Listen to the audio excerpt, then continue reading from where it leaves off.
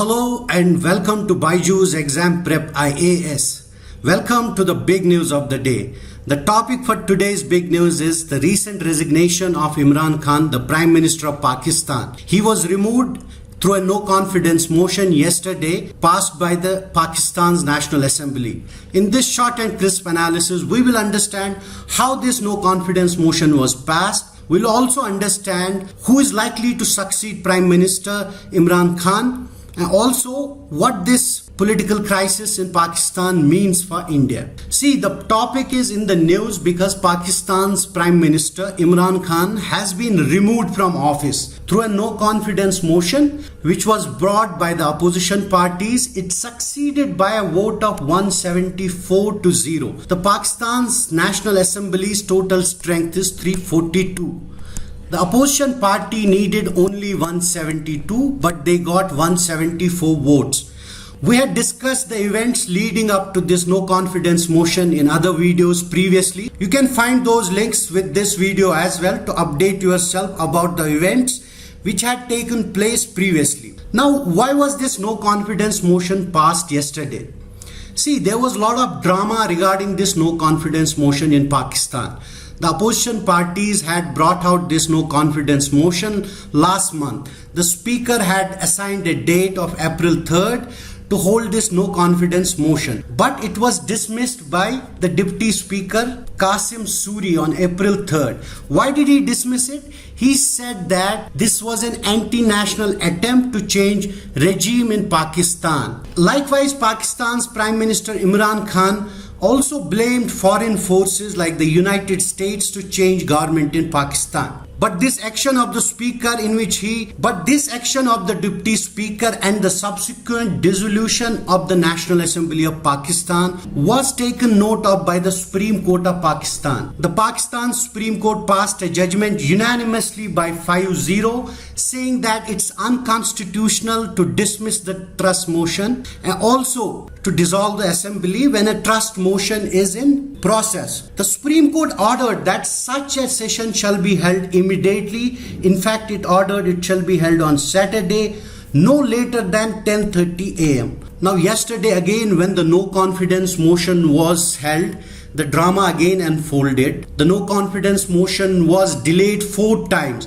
Finally, it was passed late night with 174 votes and Pakistan's Prime Minister Imran Khan was removed. See, Pakistan's Prime Minister Imran Khan, who is no longer a Prime Minister now, has made history by becoming the first Prime Minister who was voted out in a no confidence motion. But no Pakistani Prime Minister has survived the full 5 years term. For example, Benazir Bhutto was the Prime Minister of Pakistan from 1988 to 1990. Similarly, Nawaz Sharif was from 1990 to 1993. Again, Benazir Bhutto till 1996. Then again Nawaz Sharif, then Raja Ashraf, then Yusuf Raza Gilani from 2008 to 2012. Then Nawaz Sharif became a Prime Minister in 2013. Again Shahid Abbas became a Prime Minister and Imran Khan had got power in 2018. His party had not got the full majority, but it was the largest party in the National Assembly.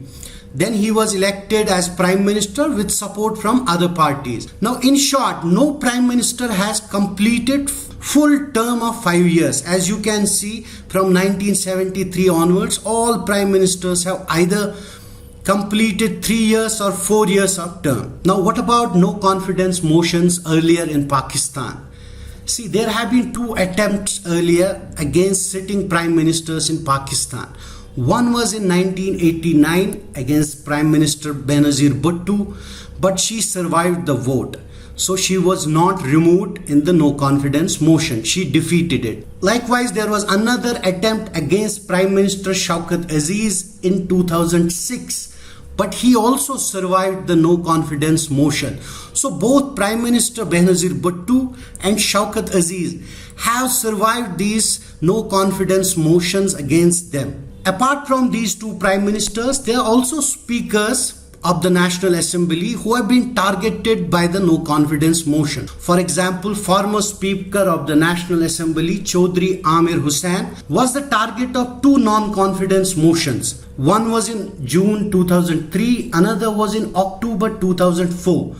But he survived both of them. So he survived his post by defeating these no confidence motions. In 2003 particularly, the motion fell because opposition members boycotted the voting after taking part in the debate. This no confidence motion against Chaudhry Amir Hussain had come 17 years after Syed Fakhr Imam was ousted by a similar move. It was backed by then president called General Zia-ul Haq. So there have been attempts against prime ministers, against speakers of the National Assembly in Pakistan before, but this is the only time that a no confidence motion has survived against a sitting prime minister, Imran Khan. So Imran Khan is no longer the prime minister of Pakistan. Now, who is going to succeed Prime Minister Imran Khan? Now, it's likely that Nawaz Sharif's brother, Shahbaz Sharif, will succeed Prime Minister Imran Khan. He had led the opposition efforts to topple Imran Khan's government, has consistently been identified as the opposition's sole candidate for the post of Prime Minister. In a way, he is the leader who led the opposition in the no confidence motion. Therefore, he becomes the likely choice for the Prime Minister of Pakistan. Now, who is the Shahbaz Sharif? As I said, he's the brother of Nawaz Sharif who lives in exile.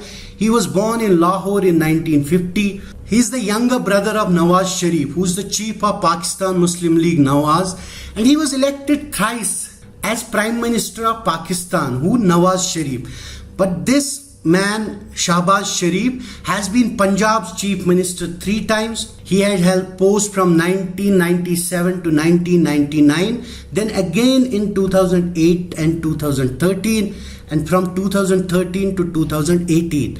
In between, he was exiled by Parvez Musharraf. So it's likely that Shahbaz Sharif will become the Prime Minister of Pakistan. Now, what does this political change in Pakistan mean for India? See, India and Pakistan have been neighbors since their creation. They have been bitter neighbors. They have fought 3 wars and almost fought a war after the Pulwama terror attack. This change in Pakistan is a change in democracy. Pakistan still remains a guided democracy as military controls power in Pakistan. In fact, it was said that Imran Khan became Prime Minister of Pakistan because of military's help. So after this no trust and no confidence motion and the Supreme Court judgment, the Pakistan Parliament was able to prevail and oust the incumbent government, which is Imran Khan's government. So it's a good news for Pakistan's democracy, which is also good news for India, because India is the largest democracy in the world, and it would want Pakistan to be a democracy because it's easier for democracies to talk to each other. So therefore, it opens a chance for India and Pakistan to talk. See, Imran Khan had made it very difficult for India and Pakistan to talk, especially after the 2019 political change in Kashmir, in which Kashmir was bifurcated into 2 union territories, Ladakh and Kashmir. Article 370 was abrogated and the state was divided into 2 union territories. Since this political change in Kashmir has not been taken well by Pakistan, you see Pakistan's Prime Minister Imran Khan had used that opportunity to attack Prime Minister Modi and BJP RSS combined in many international forums. He equated BJP RSS with fascist ideology and compared them with Nazism and fascism in Germany and Italy, and criticized this political change in Kashmir. So his removal is now an opportunity for India and Pakistan to open up diplomatic conversations and start talking. So in a way, it provides a new opportunity for both the countries to talk to each other and resolve their issues peacefully. With this, I would like to end my video. I hope you liked it. Thanks for watching.